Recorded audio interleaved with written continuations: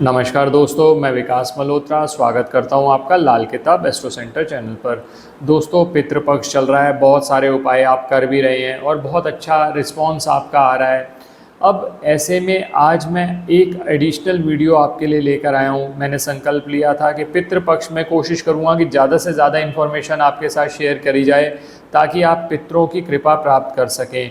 पितृदोष से संबंधित अगर आपको समस्या है तो उससे आप बच सकें। तो आज उसी डायरेक्शन में गरुड़ पुराण में उल्लेख आता है कि पितृपक्ष में किया हुआ दान और दक्षिणा बहुत हद तक आपको पितरों को प्रसन्न करने में एक तो मदद करती है, और दूसरा अगर आपको पितृदोष संबंधित कुछ समस्याएं आ रही हैं तो उससे भी छुटकारा मिलता है। वैसे भी हम पूरे साल में भी जब वीडियो शेयर करते हैं तो अलग अलग ओकेशंस पे आप क्या दान कर सकते हैं वो मैं आपसे डिस्कस करता ही रहता हूँ। आज के वीडियो में 10 चीज़ें आपको बता रहा हूँ।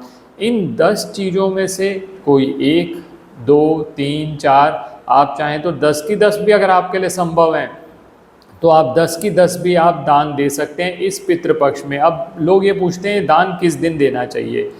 किसी भी दिन दे सकते हैं, लेकिन कई बार ऐसा होता है कि आप जैसे किसी दिन श्राद्ध कर्म कर रहे हैं तो श्राद्ध कर्म तो आपने कर ही लिया, उसके साथ अगर इन 10 चीज़ों में से कोई एक आधी चीज़ या एक से ज़्यादा वस्तु अगर आपके लिए संभव हो वो दे दें तो और ज़्यादा अच्छा रहता है। नहीं तो सबसे अच्छा दिन होता है सर्वपितृ अमावस्या, जो इस वर्ष 14 अक्टूबर को मनाई जाएगी। सर्वपितृ अमावस्या पे क्या उपाय करने चाहिए उसके लिए अलग से वीडियो लेकर आऊँगा, आप निश्चिंत रहें। आज के वीडियो में 10 चीज़ें बता रहा हूँ, आप इन 10 में से जो भी अपने सामर्थ्य के अनुसार दे सकें वो आप दे दें। इनके अलग अलग पर्पस भी होते हैं कई जगह पर, जहाँ जहाँ होंगे मैं आपके साथ बात करूँगा। सबसे पहली वस्तु जो दान दी जा सकती है वो है अनाज।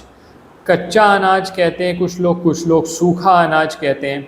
अब इस अनाज को दान दे सकते हैं आप। अनाज में क्या क्या आ जाता है, आप गेहूँ दे सकते हैं, चावल दे सकते हैं, चने की दाल हो गई, कोई और दाल जो आप देना चाहें वो भी दाल दी जा सकती है, चीनी दी जा सकती है, गुड़ दिया जा सकता है, चाय पत्ती दी जा सकती है।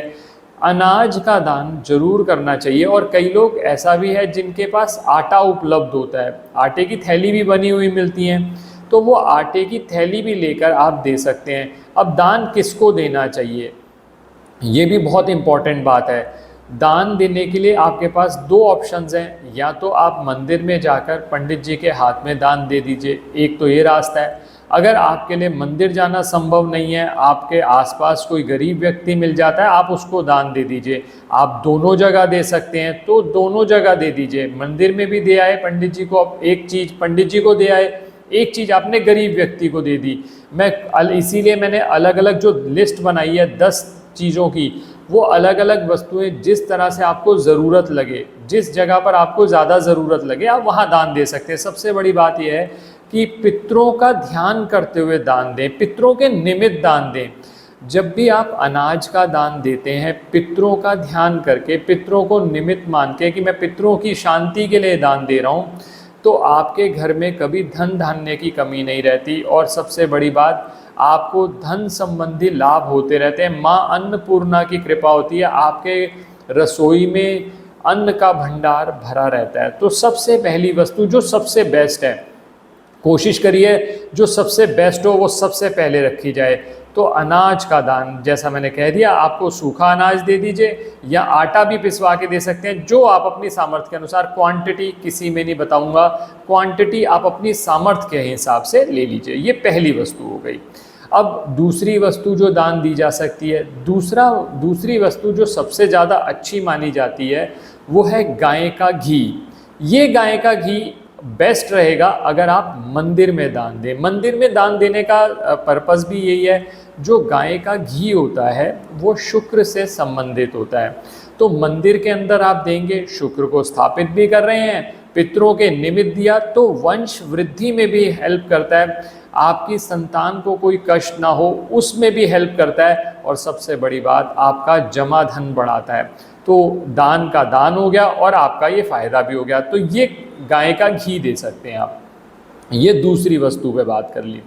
अब तीसरी वस्तु जो कि बहुत ज़्यादा एसेंशियल है और मैं आपको हर रेमेडी में बताता हूँ, पितृपक्ष में जो भी रेमेडीज़ करें, अमावस्या में जो भी रेमेडीज़ करें, उसमें तिल का मौजूद होना बहुत ज़रूरी है। तिल की उत्पत्ति भगवान विष्णु से मानी गई है और ये माना गया है कि अगर भगवान विष्णु की पूजा में तिल के प्रयोग करते हैं तो आपको मोक्ष की प्राप्ति होती है। भगवान विष्णु को तिल बहुत प्रिय माने जाते हैं। तो यहाँ पर सबसे बेस्ट रहेगा आप काले तिल ले लीजिए। काले तिल की क्वांटिटी जितनी भी हो आप अपने हिसाब से डिसाइड करिए। वो काले तिल आप एक पैकेट में बनाकर मंदिर में दे सकते हैं या किसी गरीब व्यक्ति को जिसको आपको लगता हो कि यूज़ भी हो जाएगा, तो वो बहुत बढ़िया रहेगा। और जो मैंने जैसे दीपक बताए थे आपको, इस दौरान जो आपने यूज़ करने हैं जितने भी, उनमें भी काले तिल का प्रयोग ज़रूर करिए। ये 3 चीज़ें हो गई। चौथी वस्तु है दही। बहुत सारे लोग पूछते हैं कि दही का क्या रेलेवेंस है। दही जो है वो स्थिरता का कारक है। आप अगर इसको दूध से कंपेयर करेंगे, दूध जो है वो चंद्रमा है, लेकिन जब वो दही बन जाता है, हार्ड हो जाता है, तो वो शुक्र बन जाता है। अगर आपके जीवन में स्थिरता नहीं है तो दही का दान आप मंदिर में भी दे सकते हैं, किसी गरीब व्यक्ति को भी दे सकते हैं। और जितना आप इस पितृपक्ष में और पितरों का सोचते हुए दान देंगे तो आपको इसका लाभ रहेगा।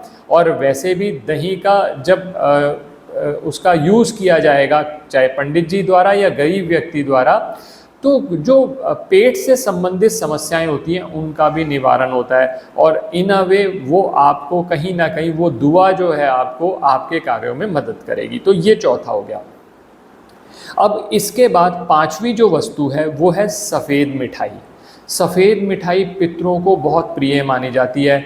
आप जो भी जैसे पूजा भी करते हैं, मैंने पीछे भी अपने एक वीडियो में बताया था कि जो पूजा आप करते हैं उसमें आप सफ़ेद मिठाई रखें। सफ़ेद मिठाई नहीं है तो आप उसमें चीनी का भी प्रयोग कर सकते हैं। सफ़ेद मिठाई सबसे श्रेष्ठ रहती है। तो सफ़ेद मिठाई आप जिस दिन श्राद्ध कर्म कर रहे हैं उस दिन भी कर सकते हैं, आप किसी और दिन भी कर सकते हैं। ये सफ़ेद मिठाई 2 तरीके से दी जा सकती है, या तो मंदिर में दे दीजिए या किसी गरीब व्यक्ति को दे दीजिए। अब सफ़ेद मिठाई के बाद जो अगली वस्तु है वो है सेंधा नमक। सेंधा नमक जो होता है वो बुरी नज़र से बचाता है। अब मान लीजिए आप कहते हो कि हमें तो बार बार बुरी नज़र लगती रहती है, कहीं ना कहीं हमारे कार्य अटकते ही रहते हैं। घर में भी हम कोशिश करते हैं कि नज़र ना लगे, लेकिन एक मेंबर बीमार हुआ, वो ठीक ही नहीं हुआ अभी तक, दूसरा फिर बीमार पड़ गया, घर से बीमारी जाने का नाम ही नहीं ले रही और खर्चा हो रहा है बहुत ज़्यादा दवाइयों पर। तो सेंधा नमक, आप इसका सेंधा नमक का पैकेट ले आइए अपनी सामर्थ्य के अनुसार। वो मंदिर में भी दान दिया जा सकता है और किसी गरीब व्यक्ति को भी दान दिया जा सकता है। आप देख लीजिए जो आपको ज़्यादा सुपात्र लगे, बस इतना करिएगा। जो भी रेमेडी बता रहा हूँ आपको, पितरों का ध्यान करते हुए। और दोस्तों, पूरे पितृ पक्ष के दौरान मैंने पहले भी कई बार रिपीट किया है, पितृ गायत्री मंत्र, मैंने 3 मंत्र आपके साथ शेयर किए हैं। आप तीनों में से जो मंत्र आपको इजी लगे, जो लगे कि आपके दिल के करीब है, आप उसका जाप ज़रूर करिए। पितृ गायत्री मंत्र का जाप करते रहेंगे तो पितरों की कृपा ज़रूर मिलेगी। तो ये सेंधा नमक हो गया आपका। अब इसके बाद जो अगली वस्तु है दी जा सकती है वो है केला। केला जो है वो सदाबहार फल माना जाता है। और वैसे भी आप ये देखिए कि केला जो है वो केतु से संबंधित होता है। ये केला आप मंदिर में दान दें, सबसे बेस्ट है। नहीं तो आप छोटे बच्चे जो होते हैं उनको खाने के लिए केला दे दीजिए, वो भी सही रहेगा। केला भगवान विष्णु को भी बहुत प्रिय माना जाता है। और ये भी आप कर सकते हैं इस पितृपक्ष के दौरान, जिस दिन भी आपको मौका मिले, खासकर गुरुवार वाले दिन, तो केले की जड़ में आप जल जरूर डालिए। उससे भी आपका एक तो केतु ग्रह तो अच्छा होगा ही होगा, प्लस आपको जो धन धान्य से संबंधित समस्याएं आती रहती हैं, केतु ग्रह से संबंधित समस्याएं आती रहती हैं, उनका भी निवारण होगा। तो केला आप दे सकते हैं। क्वांटिटी आप डिसाइड कर लीजिए, आप जितना देना चाहते हैं। सबसे बेस्ट रहेगा मंदिर में दें। मंदिर जो है वो बृहस्पति, धर्म स्थान जो है वो बृहस्पति से संबंधित माना जाता है। आपने जो बृहस्पति का शिष्य है केतु, उसको मंदिर में पहुंचा दिया तो लाभ तो होगा ही पितरों का ध्यान करते हुए। ये हो गए, मैंने 7 आपको चीज़ें बता दी। अब 8वीं जो वस्तु है वो है जूते या चप्पल। आप दोनों में से, और ये जूते या चप्पल मेरा अपना पर्सनल मानना ये है, कि जूते या चप्पल जब भी दान देने हो किसी गरीब व्यक्ति को दें, ताकि ज़्यादा यूसेज हो सके उसका, बजाय इसके कि आप पंडित जी को दे रहे हैं। ठीक है, वहाँ भी यूज़ हो सकता है, लेकिन मुझे ऐसा लगता है कि अगर आप ये किसी गरीब व्यक्ति को दान दे दें जूते या चप्पल, तो कहीं ना कहीं उसकी दुआ से आपके काम भी बनते चले जाएंगे। तो ये जूते या चप्पल आप दान दे सकते हैं। अब इसके बाद आता है वस्त्र। अब वस्त्र दान देने हैं, उसमें बहुत सारी चीज़ें हैं। कुछ लोग धोती देते हैं, कुछ लोग गमछा देते हैं। आप वस्त्र में कोई भी वस्त्र दे सकते हैं। वस्त्र में आपके पास दोनों ऑप्शन है, या तो मंदिर में दे दीजिए या किसी गरीब व्यक्ति को दे दीजिए, जैसे आपको अच्छा लगे।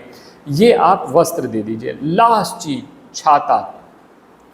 छाता मैं इस पे अलग से एक वीडियो बनाऊंगा कि छाता किस ग्रह से संबंधित है, क्या सब कुछ होता है, बहुत डिटेल में बात करूंगा। यहाँ सिर्फ इतना समझ लीजिए, छाता देने के पीछे ऑब्जेक्टिव ये है कि आपको पितरों की छत्र छाया मिलती रहे। बहुत सारे व्यक्ति आपने देखे होंगे कहते हैं कि हमारा एक्सीडेंट होना था, बस हम बच गए, बस जरा सी खरोंच आके बच गई। तो ये छाते का कॉन्सेप्ट ही है कि कहीं ना कहीं भगवान की छत्र छाया आपको मिल जाए, तो जहाँ पर आपका लॉस होने वाला होता है वहाँ पर भी आप बच जाते हैं, या छोटे मोटे लॉस से आप निकल के आपका काम बन गया। तो छाता एक दान दिया जा सकता है, मंदिर में भी दे सकते हैं, गरीब व्यक्ति को भी दे सकते हैं, आप अपने ऑप्शन देख लीजिए। तो ये मैंने 10 चीज़ें आपको गिना दी। अब इन 10 में से आपका 1 का मन करे, 2 का मन करे, जितने का मन करे आप अपने हिसाब से दे दीजिएगा। लेकिन जो अगली बात मैं आपको बताने जा रहा हूँ, ये हर वस्तु के साथ करनी है। मान लीजिए आपने कहा मैंने सूखा अनाज दे दिया, तो लास्ट जो चीज़ अब मैं बताने जा रहा हूँ ये है दक्षिणा। दक्षिणा के बिना दान का कोई अर्थ नहीं होता। दक्षिणा 2 अर्थ में बात की, जब दक्षिणा वर्ड यूज़ किया जाता है उसके 2 अर्थ होते हैं। एक तो साधारण अर्थ जो मनी माइंडेड, जैसे सबसे पहले आता है जी दक्षिणा है तो पैसे तो हैं ही हैं। सिर्फ पैसे नहीं होते, दक्षिणा बन गया है, इसको बिगाड़ दिया गया इस वर्ड को। दक्षिणा का अर्थ होता है कि आप धन्यवाद दे रहे हैं। जब भी किसी को दान दिया जाता है साथ में दक्षिणा दी जाती है, क्योंकि दक्षिणा धन्यवाद की तरह है कि आपने ये मेरा दान कबूल किया। वो अलग बात है कि अब क्योंकि हमारे पास दक्षिणा देने के लिए और तो धन्यवाद तो बहुत कम लोग रह गए हैं जो धन्यवाद देते हैं, नहीं तो बहुत सारे लोग तो ऐसा है कि काम होने के बाद धन्यवाद भी नहीं देते। तो दान अगर आपसे कोई ले रहा है तो सबसे पहले उसको धन्यवाद दीजिए कि थैंक्स कि तुमने ये दान लिया, अगर नहीं लेते तो मैं ये दान देता किसको। सबसे पहली चीज़ तो ये। और इसके साथ आप अपनी सामर्थ्य के अनुसार कुछ भी अमाउंट जो आपको ठीक लगे, 11, 21, 51, 101, जो भी आपको ठीक लगे वो आप साथ में दीजिए। चाहे पंडित जी को दीजिए अगर आपने पंडित जी को दान दिया है, और अगर आपने किसी गरीब व्यक्ति को दिया है तो गरीब व्यक्ति को दीजिए। तो इससे ये आपका सारा जो कृत्य है वो कंप्लीट हो जाएगा। और बार बार ये बता रहा हूँ, पितरों का स्मरण करते हुए, पितरों को याद करते हुए ये करेंगे तो इसका लाभ ज़्यादा मिलेगा। आशा करता हूँ दोस्तों वीडियो पसंद आया होगा। अगर वीडियो पसंद आया तो लाइक करें, बाकी लोगों के साथ भी शेयर करें। चैनल पे नए हैं, सब्सक्राइब नहीं किया तो ज़रूर सब्सक्राइब कर दें। पितरों का कोई मंत्र लिख दिया करिए कमेंट्स में। क्या होता है कि जब आप बार बार उस मंत्र को रिपीट करके कहीं ना कहीं जगह पर लिखते रहते हैं तो पितरों की कृपा आपको मिलती रहती है। आसान मंत्र लिख दीजिए, ओम पित्राय नमः। अगर पितृ गायत्री मंत्र पूरा नहीं लिखा जाता तो ओम पित्राय नमः लिख दीजिए। आपकी तरफ से आपके पितरों का स्मरण किया गया। जब इस तरह के कृत्य आप करते चले जाते हैं आपको इसका लाभ मिलता चला जाता है। किसी भी तरह की कंसल्टेशन के लिए हमारी वेबसाइट्स पर विजिट करके अपॉइंटमेंट बुक कर सकते हैं, जिनका लिंक डिस्क्रिप्शन बॉक्स में दिया हुआ है। धन्यवाद दोस्तों, मिलते हैं किसी नेक्स्ट वीडियो में।